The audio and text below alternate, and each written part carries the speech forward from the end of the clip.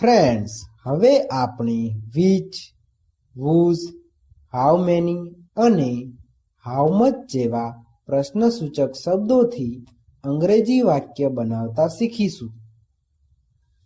Formula: question word plus object plus will અથવા shall plus subject plus have been plus verb plus ing plus other words plus question mark. Example: 1. તે 3 કલાક સુધી કઈ film જોઈ રહ્યો હશે? આપણે સૌ પ્રથમ આ વાક્યમાં ક્વેશ્ચન વર્ડ, સબ્જેક્ટ, ઓબ્જેક્ટ અને વર્બ કોને કહેવાય તે જોઈએ.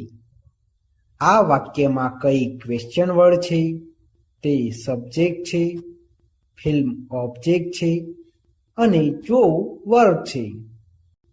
હવે આપણે ફોર્મ્યુલા પ્રમાણે આ વાક્યનું અંગ્રેજી વાક્ય બનાવતા શીખીશું. ક્વેશ્ચન વર્ડ એટલે કે કઈનું અંગ્રેજી which થાય છે. ઓબ્જેક્ટ એટલે કે ફિલ્મનું અંગ્રેજી મૂવી થાય છે. will અથવા shall આ વાક્યમાં સબ્જેક્ટ તરીકે તે આપેલું છે અને તેનું અંગ્રેજી he થાય છે. આમ he સાથે will વપરાતું હોવાથી અહીં will he લખાય છે. સહાયકારક ક્રિયાપદ એટલે કે have been નું have been. વર્બ એટલે કે જોવું નું અંગ્રેજી વોચ થાય છે. પરંતુ કન્ટિન્યુઅસ પરફેક્ટ ફ્યુચર ટેન્સના એક્ટિવ વોઇસના વાક્યોમાં ક્રિયાપદના મૂળ રૂપને ing પ્રત્યય લાગતો હોવાથી વોચનું વોચિંગ થાય છે. અધર વર્ડ્સ એટલે કે 3 કલાક સુધી. 3 કલાક સુધીનું અંગ્રેજી till 3 hours થાય છે. આ ઇન્ટ્રોગેટિવ વાક્ય હોવાથી વાક્યની પાછળ ક્વેશ્ચન માર્ક આવે છે. આમ આ વાક્યનું અંગ્રેજી which movie will he have been watching till 3 hours એવું થાય છે. 2. તેઓ 2 દિવસ સુધી કોના ઘરે રોકાયા હશે?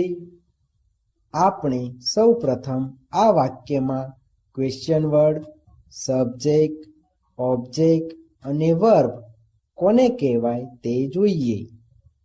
આ વાક્યમાં કોના ક્વેશ્ચન વર્ડ છે, તેઓ સબ્જેક્ટ છે, ઘર ઓબ્જેક્ટ છે અને રોકાવું વર્બ છે.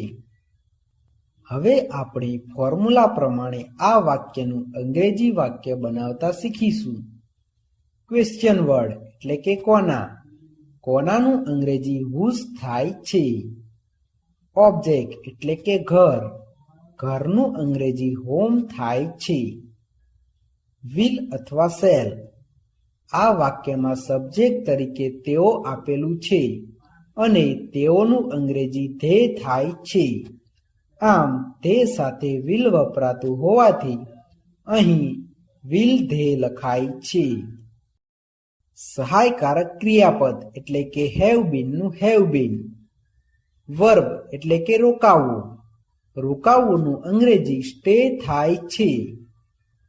પરંતુ કન્ટિન્યુઅસ પરફેક્ટ ફ્યુચર ટેન્સના એક્ટિવ વોઇસના વાક્યોમાં ક્રિયાપદના મૂળ રૂપને ing પ્રત્યય લાગતો હોવાથી સ્ટેનું સ્ટેઇંગ થાય છે. અધર વર્ડ્સ એટલે કે 2 દિવસ સુધી. 2 દિવસ સુધીનું અંગ્રેજી till 2 days થાય છે. આ ઇન્ટ્રોગેટિવ વાક્ય હોવાથી વાક્યની પાછળ ક્વેશ્ચન માર્ક આવે છે. આમ આ વાક્યનું અંગ્રેજી whose home will they have been staying till 2 days એવું થાય છે.